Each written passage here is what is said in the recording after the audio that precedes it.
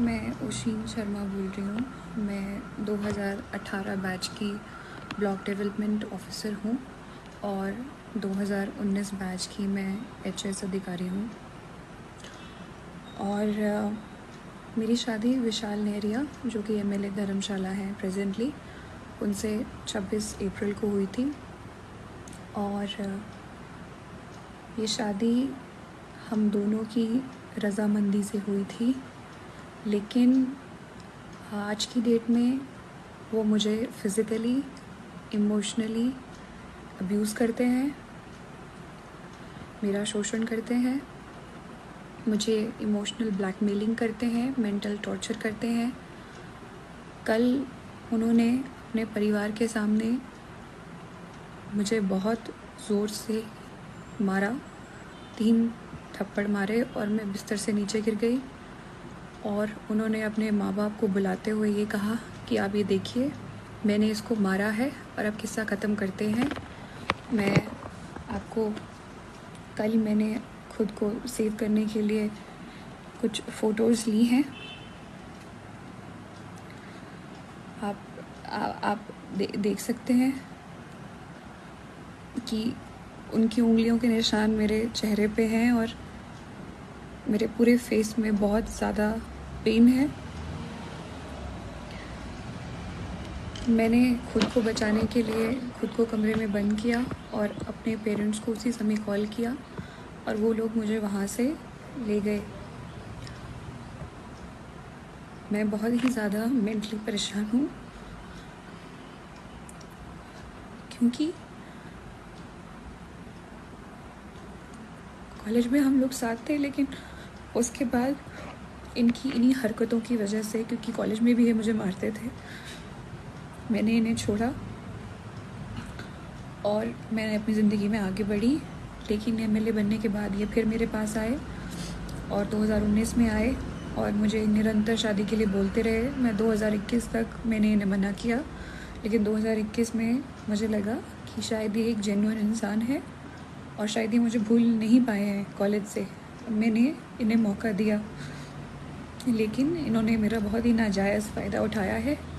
शादी के चौथे दिन ही इन्होंने मुझे घर से बाहर निकाल दिया।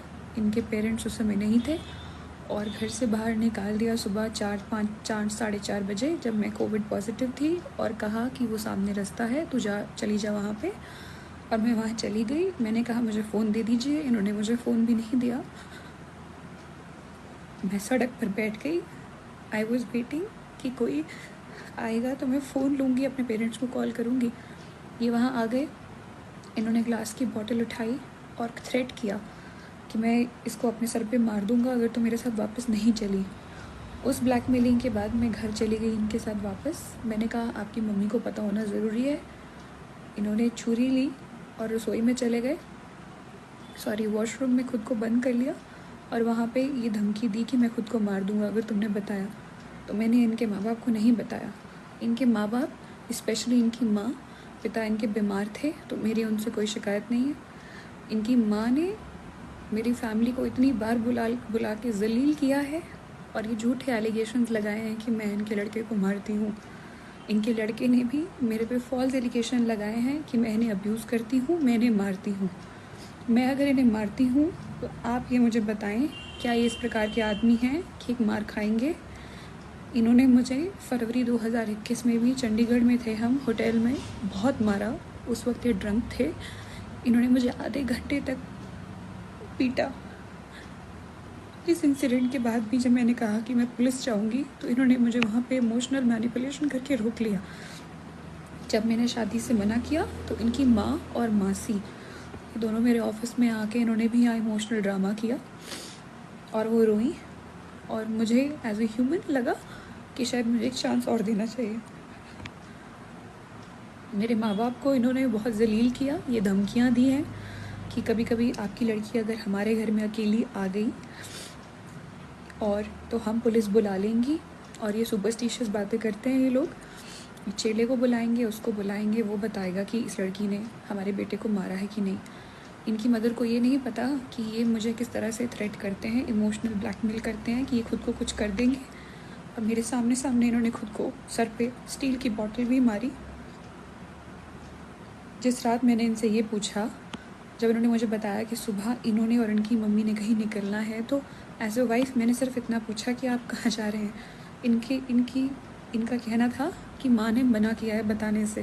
मुझे गुस्सा आया, मैंने इन्हें झंझोड़ा कि कम ऑन, आपको मुझे बताना चाहिए, I am your wife, I am your partner, I must know. ये उठे और इन्होंने स्टील की बोतल अपने सर पे मार ली। उस स्टील की बोतल में आज भी डेंट है। बाद में ये मुझ में एलिगेशन लगाई है कि मैं इन्हें अब्यूज़ करती हूँ और मैं इन्हें मारती हूँ। इनकी माँ ने ये तक मेरी माँ को फ़ोन करके बोला है कि आपकी लड़की हमारे लड़के को मरने पे मजबूर कर देगी। मेरा ये वीडियो बनाने का एकमात्र ये मकसद है कि मैं सबसे, पुलिस से और सभी से सिर्फ अपने अपने परिवार की सेफ्टी चाहती हूँ। और अगर इन्हें कुछ भी होता है तो I am not held responsible for that, I should not be held responsible for it. ये लोग कोई किसी भी प्रकार का एलिगेशन लगा सकते हैं। Vishal has been forcing me to have a kid. I have told him numerous times that he is not mentally fit to be a father, and he has been forcing me. He doesn't allow me to have a contraceptive also, and मैंने पूरी कोशिश की है कि मैं pregnant ना हूँ इस स्टेज पे, और मैंने खुद को बचाया है। और इसने मुझसे इसी बात पे बहुत बार झगड़ा किया है, ब्लैकमेलिंग की है कि मैं कभी नदी में कूद जाऊंगा, मैं ये करूंगा, मैं वो करूंगा। ये सब इंसिडेंट कल आके ख़त्म हुए जब इन्होंने मुझ पे हाथ उठा के मुझे नीचे फेंक दिया और अपने माँ बाप को बुला लिया कि मैंने इसे मारा है। मैं अपना सारा सामान लेके अपने माँ बाप के साथ रहता आ चुकी हूँ। आज से पूरे 5 दिन बाद मेरी ट्रेनिंग है हिब्बा में 1 जुलाई से। मेरा ये वीडियो बनाने का बस ये मकसद है कि मेरे पे कल को इस प्रकार की कोई एलिगेशन ना लगे, और जिस तरह की मेंटल एगनी और हैरेसमेंट मेरे साथ हुई है वो फ्यूचर में किसी और औरत के साथ ना हो। Being a woman and being a civil servant, बस मेरी यही रिक्वेस्ट है।